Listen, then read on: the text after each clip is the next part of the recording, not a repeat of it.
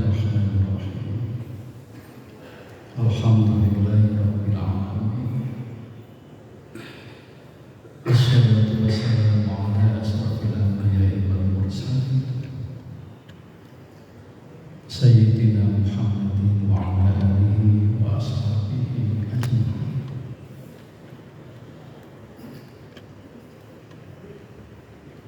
Qala Allah Ta'ala fil Qur'an A'udzu billahi minasyaitonir rajim. Rabbi shrah li sadri wa yassir li amri wahlul 'uqdatam min lisani yafqahu qawli. Raditu billahi rabban wa bil islami dinan wa bi Muhammadin nabiyyan wa rasulan. Rabbi zidni 'ilman warzuqni fahman. Bapak Ibu jamaah Masjid Besar Al-Kebayan yang dirahmati Allah, alhamdulillah, puji syukur kita haturkan kehadirat Allah. Salawat dan salam kita sampaikan kepada junjungan kita Nabi besar Muhammad sallallahu alaihi wasallam.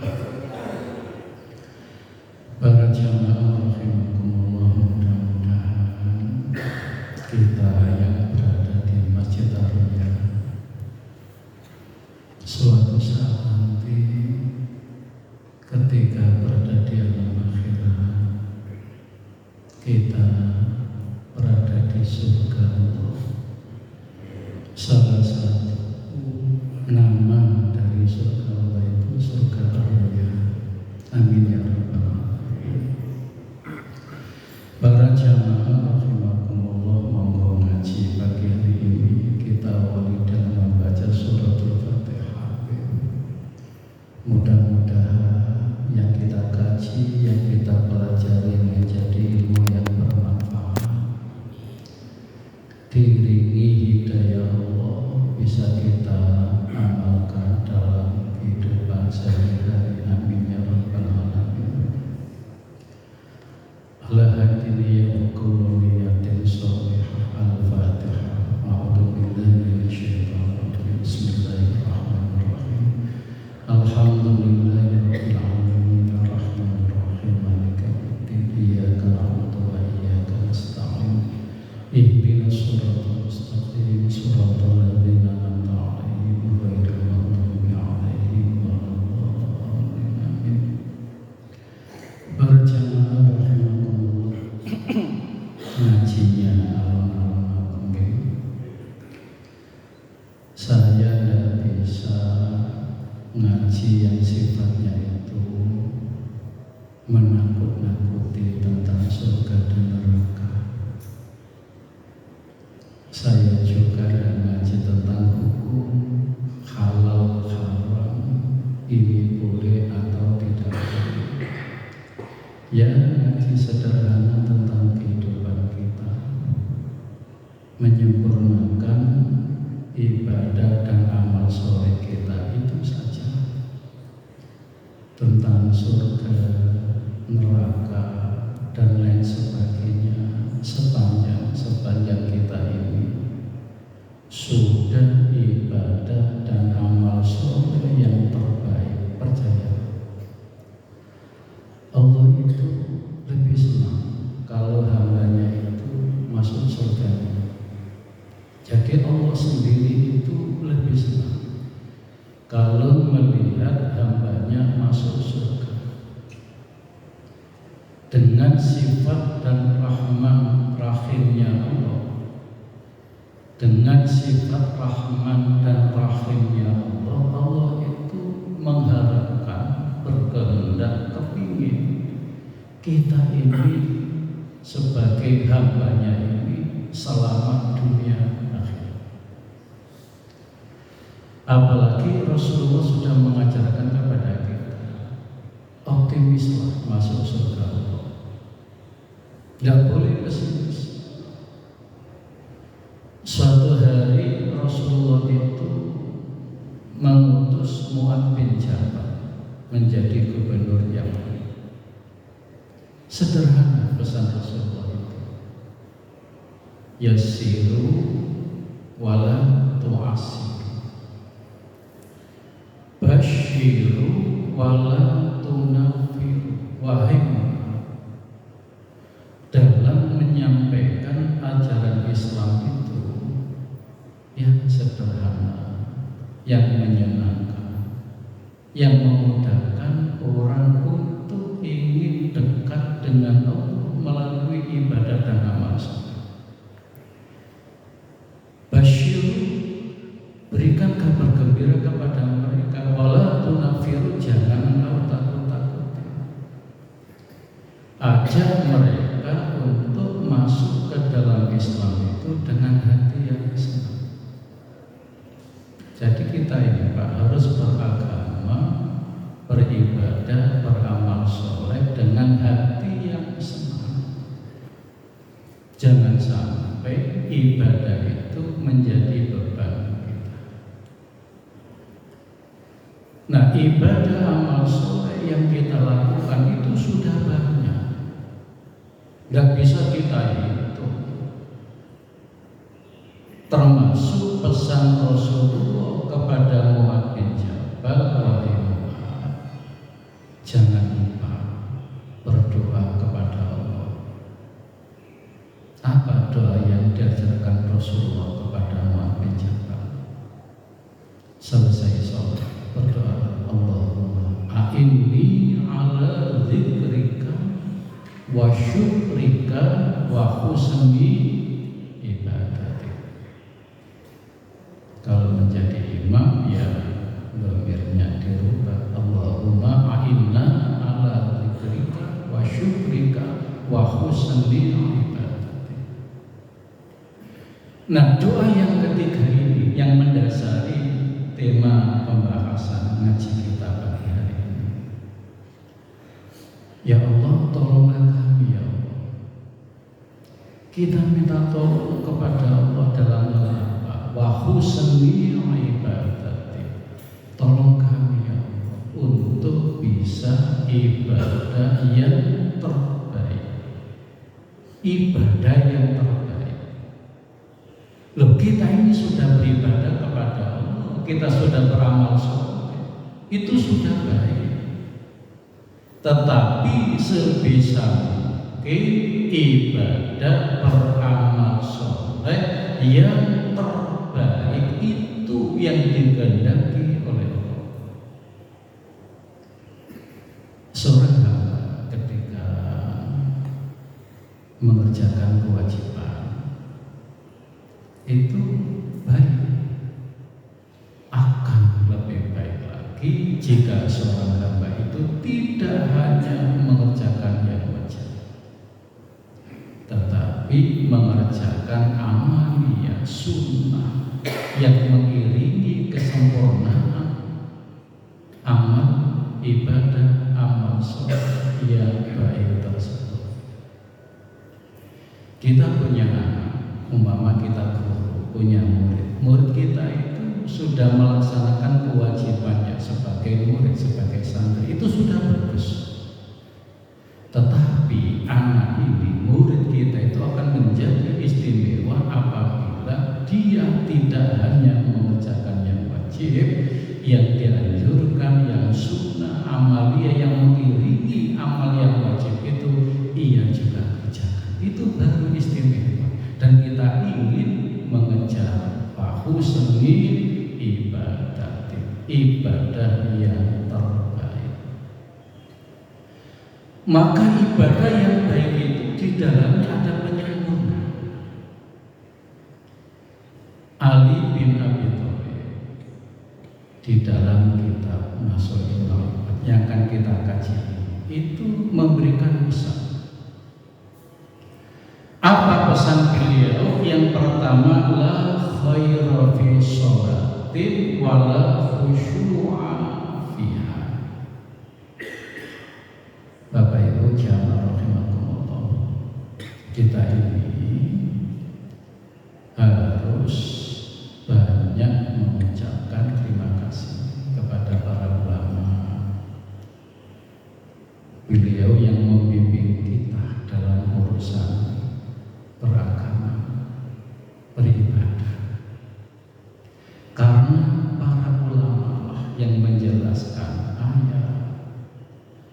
menjelaskan hadis, menjelaskan khabar, menjelaskan asar, yang apabila ayat, hadis, asar, khabar ini secara tekstual kita artikan maknanya kurang tepat. Seperti la khaira fi sholatin wa la khusyu'an fiha. Coba kalau diartikan, la artinya tidak, khaira baik. Ini digabung, la khaira tidak baik. Apanya yang tidak baik? Fi sholatin, dalam ibadah sholat. Itu belum titik. Wala khusyu'a fiha, apabila sholat itu dikerjakan tidak dengan khusyuk. Lupa iki bakal disampaikan tekstual, letter, kalimat, lafaz seperti ini banyak orang yang loh, sampai kok gak sholat, percuma, tidak ada kebaikannya. Loh, kok tidak ada kebaikannya? Iya, karena saya tidak bisa sholat dengan khusyuk. Koyok-koyok sholat jika tidak dikerjakan dengan khusyuk, itu nek bahasa orang Surabaya, orang Sidoarjo, muspor. Jenengan tahu muspor itu apa? Tidak ada kebaikan di dalamnya. Maka lalu ulama ini menjelaskan apa sih yang dimaksud dengan khabar yang disampaikan Ali bin Abi Thalib, la khaira fi sholatin wala khusyu'a fi. Ada kalimat yang tersimpan yang tidak disebutkan di dalam pesan Ali bin Abi Thalib. La tamal khair fi sholatin wala khusyu'a fiha. Tidak sempurna kebaikan di dalam ibadah sholat jika sholat itu tidak dikerjakan dengan khusyuk. Ini baru bisa diterima. Berarti kesempurnaan sholat itu di mana? Ya di khusyuk itu. Khusyuk itu menjadi penyempurna, kesempurnaan ibadah sholat kita. Terus muncul pertanyaan, khusyuk itu apa? Wujudnya seperti apa? Gampangnya, khusyuk itu hudurul qalbi ilallah, menghadirkan hati di hadapan Allah sepanjang kita mengerjakan ibadah sholat. Pak, Bu, itu abot nopo enteng? Abot nopo enteng?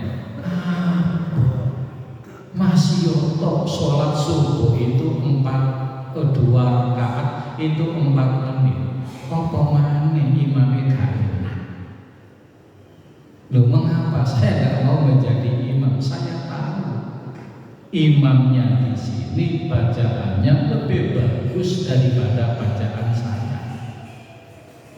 Loh, ini saya yang imami, nanti terus tidak enak. Tidak sama dengan kualitas imam yang ada di sini. Jenengan sholat itu loh, Allah Akbar. Tidak mikiri hubungan dengan Allah, pikir loh imamnya kok gak enak. Boleh dahus harus dijaga. Tidak gampang sholat untuk khusyuk itu, hudurul qalbi ilallah, itu menjadi hakikat dari ibadah sholat. Khusyuk itu penyempurna sholat kita. Maka ketika tanggal 27 Januari kemarin, kan banyak umat Islam itu memperingati Isra Mi'raj.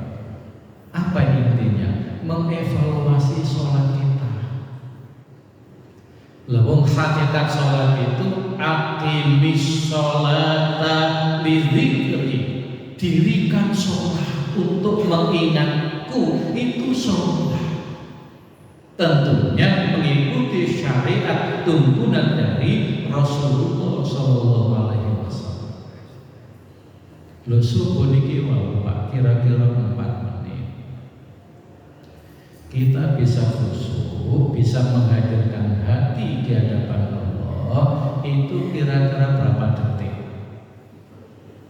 Ada yang sanggup 4 menit fokus khusyuk, hudurul qalbi ilallah seluruhnya. Kalau ada alhamdulillah. Tapi ini kita ini rasanya koyo apa? Setelah takbir Allah Akbar, ingat maha besarnya Allah. Setelah itu ayat yang muncul dalam pikiran kita. Barang sing wis lali itu jadi ingat. Itu godaan. Kita sholat subuh 2 rakaat 4 menit, itu berapa detik Pak? 240 detik. Jamaahnya ada 40. Banyak ini. Makanya para ulama itu berpesan begini, untuk bisa sholat khusyuk, carilah kekhusyuan sholat dalam sholat berjamaah. Dalam sholat berjamaah, walaupun ujiannya juga tidak gampang. Kita enak-enak takbir Allahu Akbar, kalau merem-merem gitu loh Pak, melek di depan kita, jamaah depan kita itu sarungnya BHS. Ini ku melihat BHS. Wis. Terus ditambahi pikiran gara-gara biru. Ya kutu kuning itu. Boleh ngurusi sarung BHS. Opo maneh bacaan imam gak enak. Tambah asyik nang. Maka ulama itu berpesan, carilah kekhusyukan sholat itu dalam sholat berjamaah. Loh bagaimana caranya? Begini hitung-hitungannya. Sholat subuh 2 rakaat 240 detik, anggap saja 4 menit. Jamaah kita tadi itu 100 jamaah Pak, umpama 100 jamaah. Masing-masing jamaah itu khusyuknya 5 detik saja. Wis satu jamaah khusyuk 5 detik. Masuk 5 detik khusyuk guys. 5 detik kali 100 jamaah ada 500 detik. Berarti lebih dari 4 menit. Makmum baris pertama pojok itu khususnya 5 detik, disambung di sebelahnya sampai selesai. Gabungan kekhusyuan makmum di dalam sholat berjamaah itulah yang menjadikan sholat kita itu dikategorikan khusyuk. Hudurul qalbi ilallah. Gak nyonggo diri Pak, tetapi secara berjamaah. Kalau kita merasa sulit untuk khusyuk di dalam sholat, maka sempurnakan sholatmu dengan amalan yang masih berkaitan dengan ibadah sholat. Apa pesan Rasulullah? Cari sholat yang berkualitas. Ini jawab barang itu nopo Pak? KW1 kan? Nggih, sing dagang KW itu KW1 itu ya. Bagaimana caranya? Yang pertama pesan Rasulullah, wa naqlul aqdami ilal jamaah.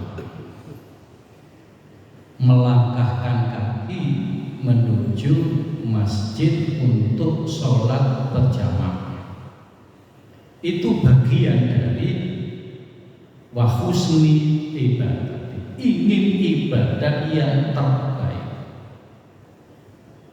Loh Ustaz, rumah saya jauh, wong saya tahu di antara rumah pengurus ini ada di pojok sono. Itu nek melaku Pak, oleh separuh wis iqomah. Ya jangan jalan Pak, ya naik motor. Loh nanti ngitungnya gimana? Ustaz, hadisnya itu wa naqlul akadami ilal jamaah, melangkahkan kaki untuk sholat berjamaah. Ya aja dipikir, mereka pun kamu hitungan dewi. Loh Rasulullah dulu kan tidak ada motor Pak, yang berjalan kaki. Al-masyi ilal masjidi fitulah, orang yang berjalan menuju masjid itu besok di alam akhirat termasuk kategori salah sunafarin, 3 golongan. Yudhilluhumullahu yawma la dhilla illa dhilluhu, besok di alam akhirat dinaungi Allah di saat tidak ada naungan kecuali naungan Allah. Siapa itu? Al-masyi ilal masjidi fil dhulami, orang yang berjalan menuju masjid untuk sholat berjamaah. Itu bisa kita lakukan. Itu lebih enteng Pak daripada kita itu mengejar hudurul qalbi ilallah fi sholati ay al-khusyu'. Termasuk kategori menyempurnakan wa husni ibadatik intidharus sholat ba'da sholat, mengerjakan sholat sambil menunggu sholat fardu ditunaikan. Intidharus sholat, menunggu sholat ba'da sholat, setelah kita mengerjakan sholat sunnah. Maka sholat itu Pak, ada KW-KW-nya, ada KW1, KW2, KW3. Itu ibadah sholat. Podo-podo jamaah ya Pak, podo-podo jamaah. Ada jamaah yang mengikuti imam itu sejak awal. Imam takbir Allahu Akbar, dia juga ikut takbir. Itu pahalanya sama dengan makmum yang datang terlambat hanya dapat 1 rakaat. Dari sisi kuantitas sama, dapat pahala 27 derajat. Karena apa? Sama-sama sholat berjamaah, tapi nilainya dalam pandangan Allah berbeda.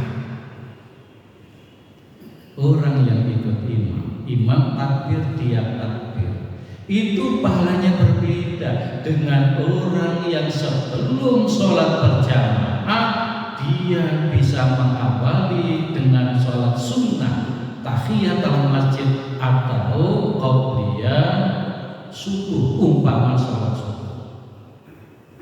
Nanti waktunya mepet Ustaz, dia akan pilih yang lebih utama,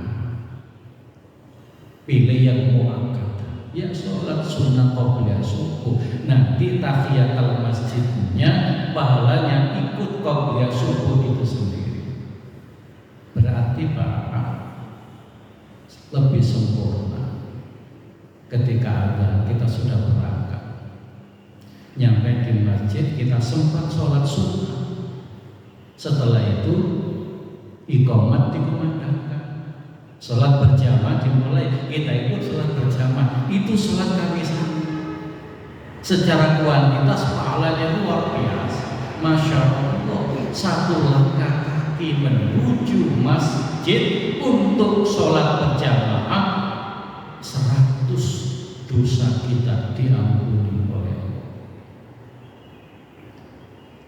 Jadi kesempurnaan ibadah sholat kita itu ada di dalam khusyuk, hudurul qalbi ilallah. Dan untuk bisa sholat dengan khusyuk itu salah satunya kita mengejar sholat berjamaah. Termasuk bagian dari upaya supaya sholat bisa khusyuk, yang ngaji. Minimal kita itu ngerti apa sih maksud bacaan dari ibadah sholat ini, arti lafaz kalimat yang kita ucap mulai dari takbiratul ihram sampai kita tutup dengan salam, itu kita itu tahu artinya, sehingga bibir berucap melafazkan bacaan-bacaan sholat, hati kita tertuju kepada Allah Subhanahu wa Ta'ala. Itu salah satu cara kita supaya kita ini bisa khusyuk. Lalu sih ngerti arti bacaan sholat saja itu untuk bisa khusyuk butuh perjuangan, apalagi sih gak ngerti. Wis pokoke elingan pengiran selesai. Kesempurnaan ibadah sholat kita ada di dalam kekhusyuan. Kekhusyuan bisa kita cari melalui sholat berjamaah, melalui belajar pelan-pelan. Apa sih artinya kabiro walhamdulillahi katsiro sampai kepada bacaan at-tahiyatul mubarakatus shalawatut, bacaan tahiyat itu, tasyahud itu sampai kepada bacaan salam sudah. Yang pertama. Lalu yang kedua kata Ali bin Abi Thalib, la khaira fi shaumin lam tina'a fihi 'anil lagwi warrafasi. Ini kita menuju bulan Ramadan gitu. Yang sholat tadi itu kita barusan meninggalkan bulan Rajab. Kita berada di bulan Sya'ban menuju Ramadan. Puasa Ramadan. Apa pesan Ali bin Abi Thalib? La khaira, tidak baik fi shaumin, dalam ibadah puasa. Itu kalau dititik Pak, berhenti sampai di situ, itu timbul masalah. La khaira fi shaumin, tidak sempurna kebaikan di dalam puasa. Lam tina'a fihi 'anil lahwi warrafasi, apabila selama puasa itu tidak bisa mengendalikan diri, menjaga, mencegah 'anil lahwi warrafasi, dari segala sesuatu yang tidak bermanfaat dan ucapan yang tidak baik. Puasa itu apa enteng? Apa enteng puasa itu? Tiada apa sih? Apa enteng ya enteng? Apa tuh tiba? Poso dengan menjaga diri dari pegang handphone sing awak dhewe kaya wiritan iku lho Pak, isuk sore awan bengi tangi turu ya pegang handphone, arep turu ya pegang handphone, bahkan suami istri pegang dhewe begitu kan. Terus yang dipencet-pencet itu kan huruf toh, ono kalane balas WA grup, ono kalane wis pokoke macam-macam. Pertanyaannya, adakah WA kita, kata, kalimat di dalam handphone kita saat WA itu kata, kalimat yang kurang bermanfaat? Ada nggak? Ada, cuma kita tidak terasa. Maka kesempurnaan ibadah puasa kita itu terletak kepada pengendalian diri dari segala sesuatu yang kurang bermanfaat dan ucapan yang tidak baik. Itu tidak gampang Pak, tidak gampang. Ibu-ibu zaman sekarang ini yang saya lihat, yang punya anak kecil, ini kantor anaknya soto olah, apa itu nangis atau apa itu, supaya menang Pak, dicekeli handphone, disetelno nyanyi sementing pokoknya anakku menang. Kita juga begitu, tanpa kita sadari banyak amal perbuatan yang itu kurang bermanfaat untuk hidup kita dunia dan akhirat. Kita terjebak di dalam godaan apa yang menjadi pegangan kita. Oh, itu zaman sekarang menjadi jimat Pak. Zaman dulu itu kan orang itu kan senang dengan jimat atau barang siji sing di rumah. Kalau jimat bepergian kurang serak, gak mantap. Ono sing ndak sempurna, jimatnya ketinggalan. Podo Pak, zaman sekarang ini bepergian gak bawa handphone, itu rasanya koyok ketinggalan jimat. Apa maneh gak bawa dompet tangan. Jadi kesempurnaan ibadah sholat kita itu, ibadah puasa kita itu terletak kepada kemampuan diri menjaga dari segala sesuatu yang sia-sia. Anil lahwi warrafasi. Tidak makan dan tidak minum mulai dari terbit fajar sampai terbenam matahari, insya Allah puasa. Berapa paling sehari 2 hari yang pertama, selebihnya itu gak keros. Tahu-tahu mengendalikan diri. Maka kita paham di dalam kitab Irsyadul Ibad ila Sabilir Rasyad itu ada penjelasan. Memang puasa itu kan bertingkat-tingkat. Secara umum yang penting pokoknya tidak makan dan tidak minum dan menjaga diri dari segala sesuatu yang bisa membatalkan puasa, mulai dari terbit fajar sampai terbenam matahari, ya sudah itu namanya puasa. Umumnya begitu. Lalu puasa itu kualitasnya meningkat apabila puasa itu tidak sekedar tidak makan dan tidak minum dan meninggalkan hal-hal yang membatalkan puasa, tetapi menghindarkan diri juga dari segala sesuatu yang sia-sia, yang menghabiskan waktu dan umur kita. Masya Allah. Kita bakal kehilangan sepeda motor itu kerosot, kehilangan dompet ya kerosot. Tetapi kalau kehilangan waktu itu tidak terasa. Kalau Pak Wong itu kok teriak-teriak laporan ke polisi, Pak polisi lapor sampai kehilangan nopo, kehilangan waktu Pak. Itu gak ono.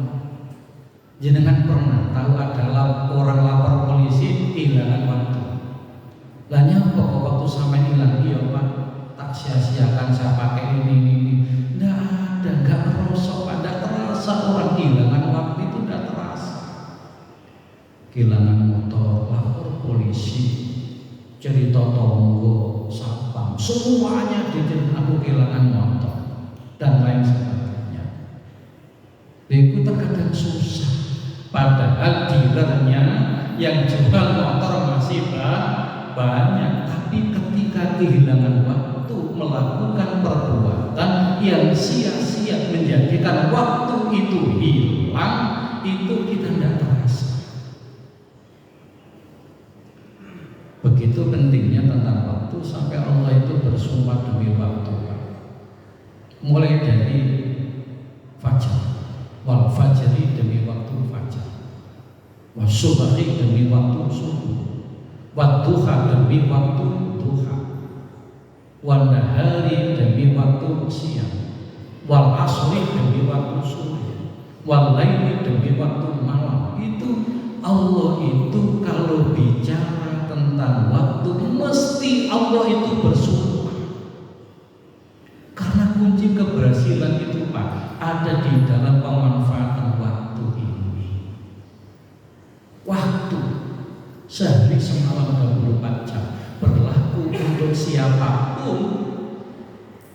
24 jam sehari semalam.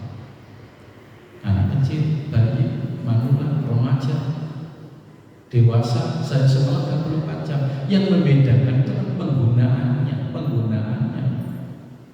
Kembali lagi, kesempurnaan ibadah puasa kita terletak kepada pengendalian diri dari hal-hal yang kurang bermanfaat. Kemudian puasa itu ditingkatkan menghiasi diri dengan amalan-amalan yang dianjurkan ketika kita berada di bulan Ramadan.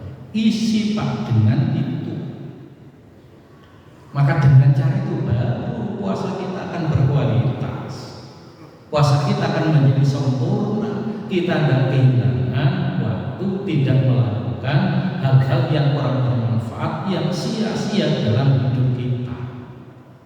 Oh, godaannya punya korbannya itu Pak, Masya Allah.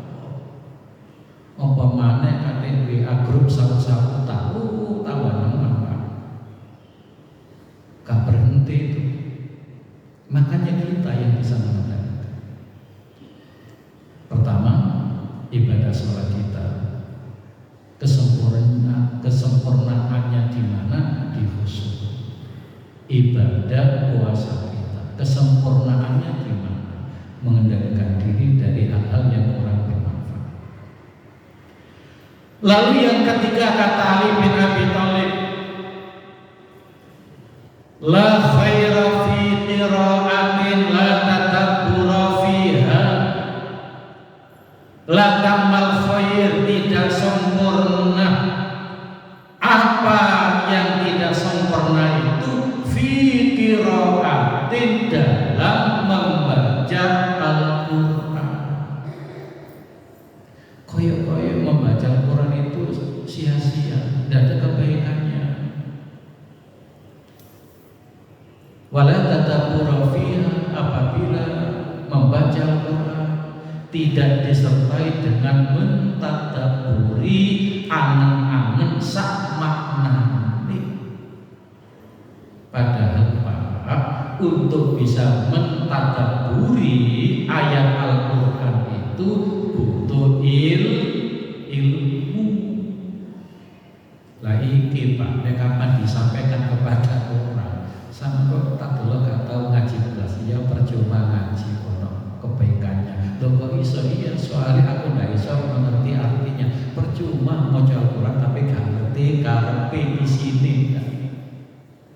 Makanya ulama menjelaskan begitu. Yang dimaksud itu la tamal khair, tidak sempurna membaca Al-Quran, tidak sempurna kebaikan dalam membaca Al-Quran apabila tidak disertai dengan angen-angen isi arti makna ayat itu. Berarti kesempurnaan belajar Al-Quran, membaca Al-Quran itu di dalam memahami isinya. Lalu umpama tidak bisa memahami isinya, ya tidak masalah, tetap mendapatkan pahala yang banyak. Rasulullah itu bersabda, man qara'a harfan min kitabillah, barang siapa yang membaca satu huruf dari kitab Allah, ayat Al-Quran, itu falahu hasanatu, mendapatkan satu kebaikan. Fal hasanatu asru amsalihha, satu kebaikan itu dilipat gandakan oleh Allah menjadi 10. Satu huruf itu dapat 10 kebaikan. La aqulu alif lam mim, jangan katakan alif lam mim itu awal dari surat Al-Baqarah itu 1 walakin alifun harfun walamun harfun wa mimun harfun. Alif lam mim kita dapat 30 kebaikan. Akan lebih sempurna kebaikannya itu apabila kita memahami isi kandungannya. Alif lam mim 30 kebaikan. Oh, bosnya karepe alif lam mim itu Allahu a'lamu bimuradihi. Allah itu yang tahu, Allah yang mengerti, mengetahui apa yang dikehendaki dari awal ayat alif lam mim itu. Lupa mentadaburi angan-angan maknanya Al-Quran seperti itu untuk menyempurnakan tilawah qiraatul Quran kita. Walaupun kita tidak paham, tidak mengerti arti secara keseluruhan Al-Quran, kita baca saja, itu pahalanya sudah luar biasa. Bahkan jangankan membaca, mendengarkan orang yang membaca Al-Quran itu la'allakum turhamun. Allah akan merahmati orang yang mendengarkan, orang yang membaca Al-Quran, apalagi bagi yang membaca dan seterusnya. Makanya sekali lagi ibadah itu berbeda kualitasnya. Khusyuk penyempurna sholat, meninggalkan dari hal-hal yang kurang bermanfaat penyempurna puasa, mentadaburi angan-angan isi kandungan ayat Al-Quran penyempurna dari tilawah qiraatul Quran. Beragama itu Pak, itu harus menyenangkan. Ini kami ini yoga, ini kami ini berarti salah. Tidak begitu, tidak. Jadi yuridullahu bikumul yusra wala yuridu bikumul usra. Allah itu menghendaki yang mudah, Allah tidak menghendaki yang sulit. Hendak sampai jam itu Pak. Waktu syuruk berkurang berapa menit? Ya. Yang keempat, la khaira fi ikhwatin la fidda fiha. Tidak sempurna kebaikan di dalam membangun persaudaraan. La khaira fi ikhwatin wala fidda fiha. Membangun persaudaraan, seduluran itu hukumnya wajib. Al-muslim akhul muslim, sesama muslim itu saudara. Innamal mu'minuna ikhwatun, sesama mukmin itu saudara.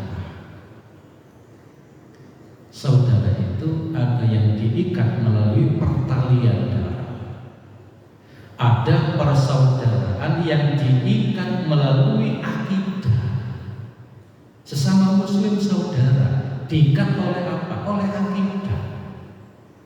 Sesama mukmin saudara diikat oleh apa? Diikat oleh akidah. Kalimat tauhid, asyhadu an la ilaha illallah wa asyhadu anna Muhammadar Rasulullah dan seterusnya. Tetapi kata Ali bin Abi Thalib, persaudaraan itu tidak sempurna kebaikannya la khifdha fiha, selama tidak dijaga dari hal-hal yang bisa merusak persaudaraan itu sendiri. La khifdha fiha. Masya Allah. Membangun persaudaraan itu wajib, menjaganya juga wajib. Kita Pak yang berada di Indonesia ini, jenengan rata-rata lahir tahun berapa? Saya lahir tahun 65 Pak. Bulan Juni nanti masuk kategori lansia. Ya, kalau ke puskesmas, kalau ke posyandu, ada kan posyandu lansia, ada nggih. Nanti mulai bulan Juli saya masuk grup posyandu lansia 60 tahun.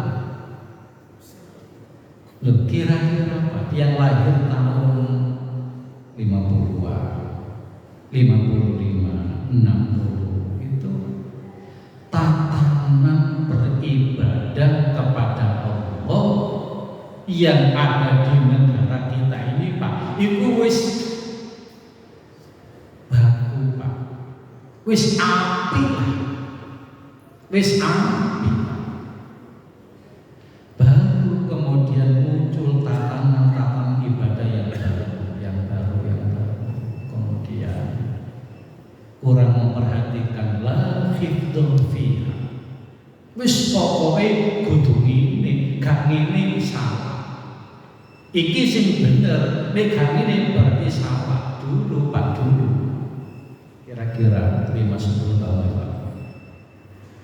Saya sering mendapati di masjid, ya di sini ada fotoan kopi begitu ya Pak, ditempel di masjid, gambarnya orang sholat berjamaah, bagus.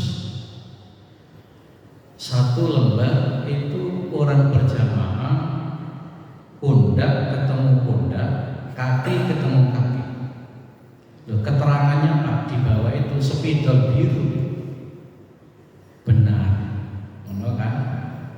Gambar yang satu itu kaki tidak ketemu, pundak tidak ketemu, keterangan bawahnya itu salah, spidol merah. Batin saya, mosok begini. Masyarakat awam Pak, nek apa ono tulisan iki bener, iki salah. Lah nek kapan salah? Berarti lak salat kumus prolang ngono to.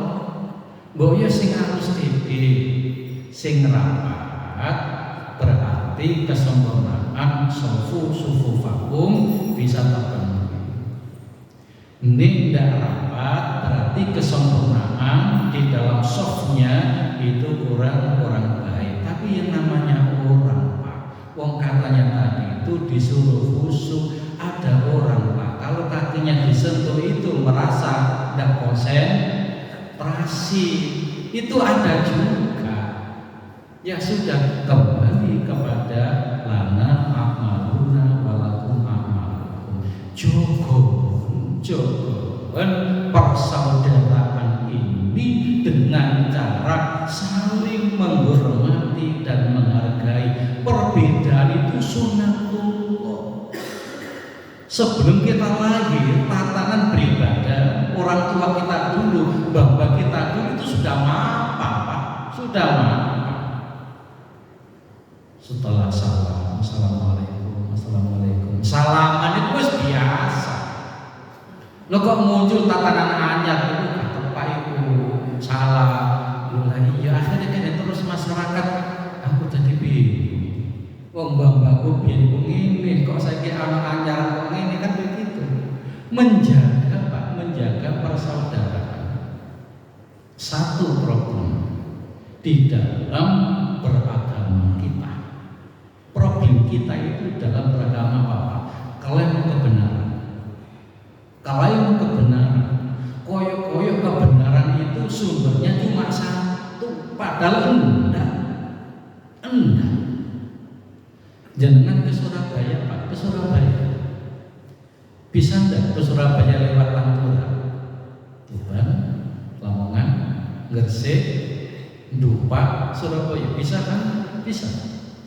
Lewat tengah, Jombang, Mojokerto, terus Krian, Surabaya. Dari selatan, Malang, Pandaan, Gempol, Porong, Sidoarjo, Surabaya. Bisa toh? Bisa. Itu artinya apa? Kita tuh diajari bahwa untuk mencapai satu kebenaran itu biarkan jalan yang ditempuh itu berbeda-beda. Tujuannya satu, nyampe Surabaya. Jadi tidak boleh itu salah, itu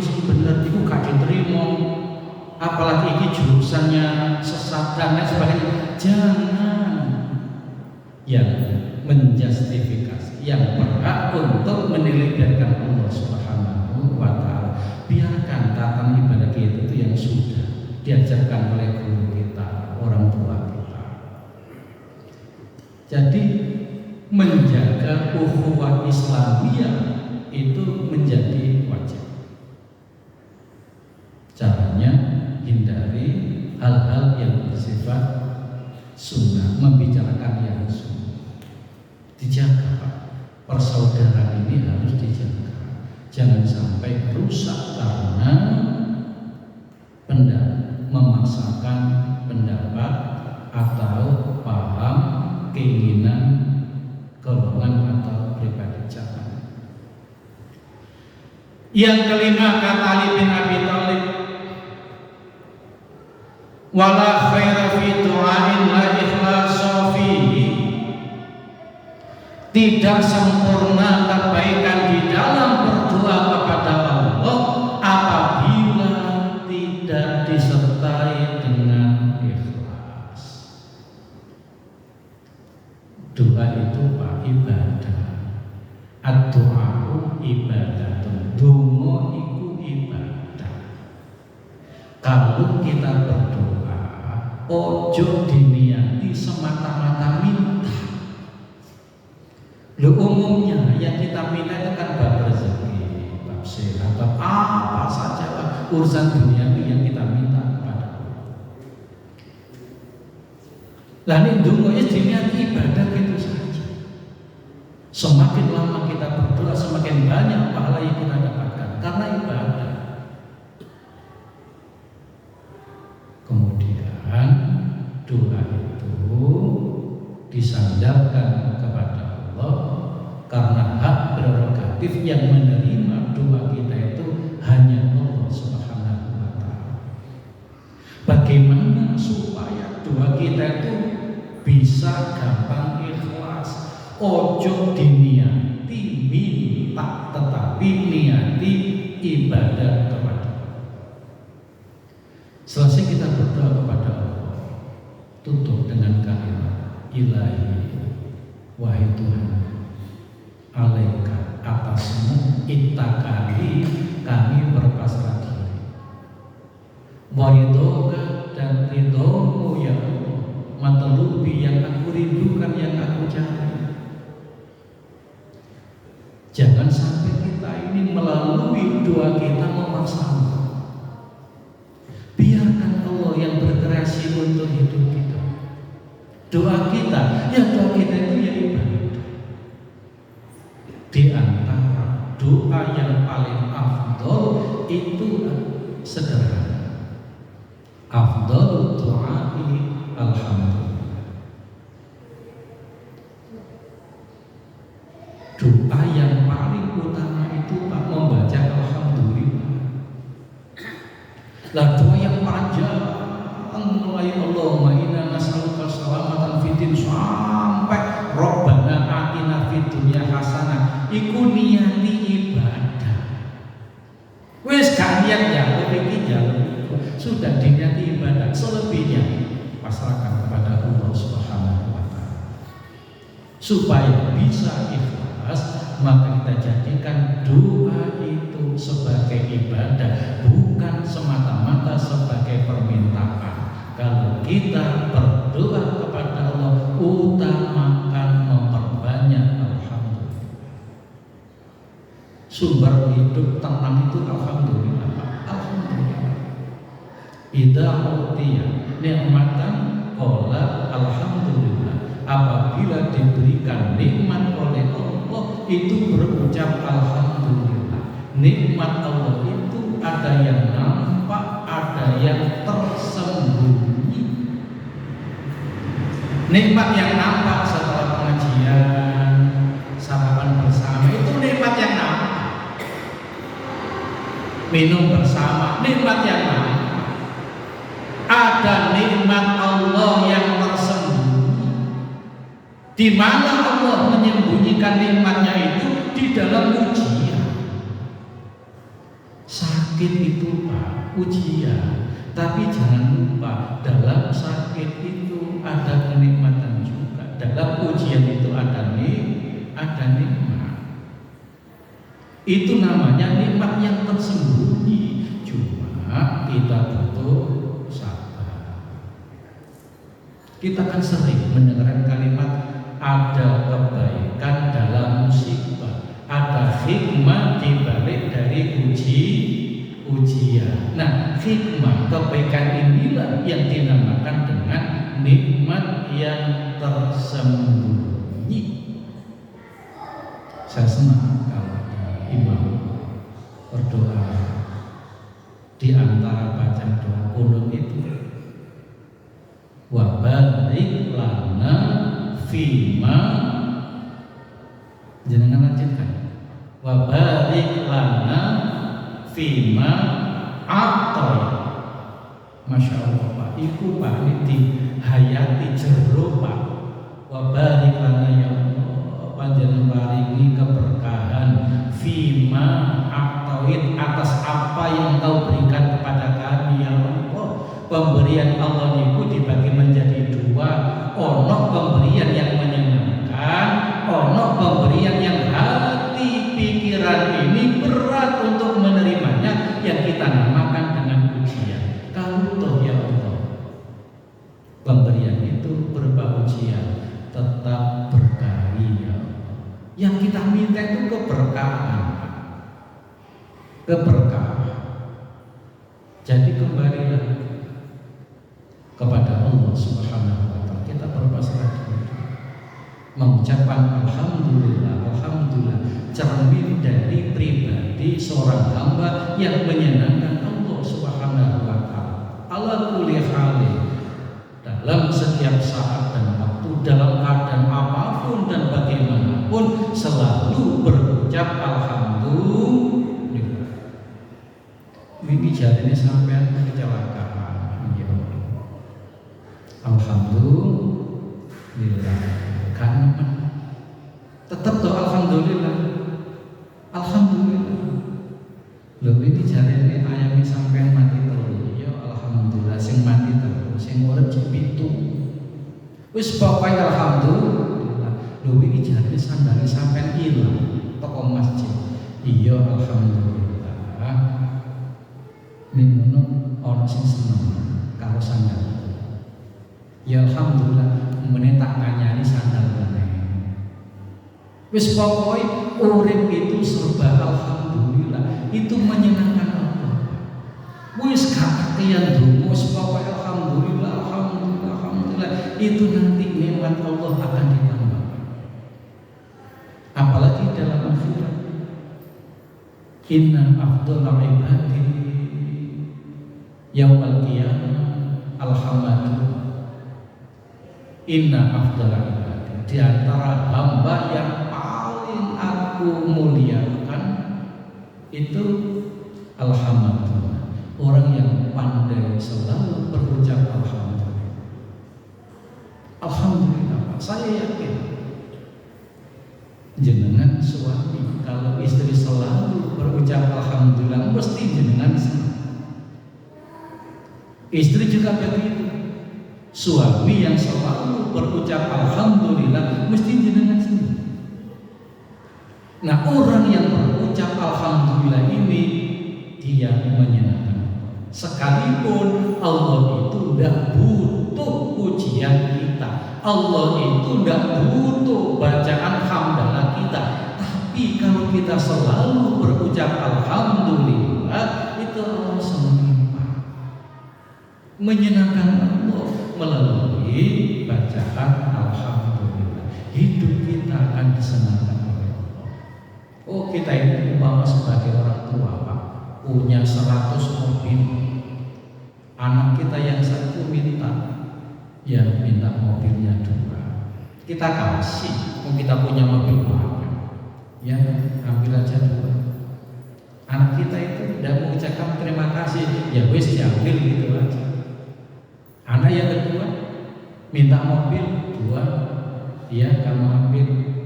Ketika dia mengambil mobil itu, dia berucap terima kasih ya. Terima kasih ya, terima kasih ya.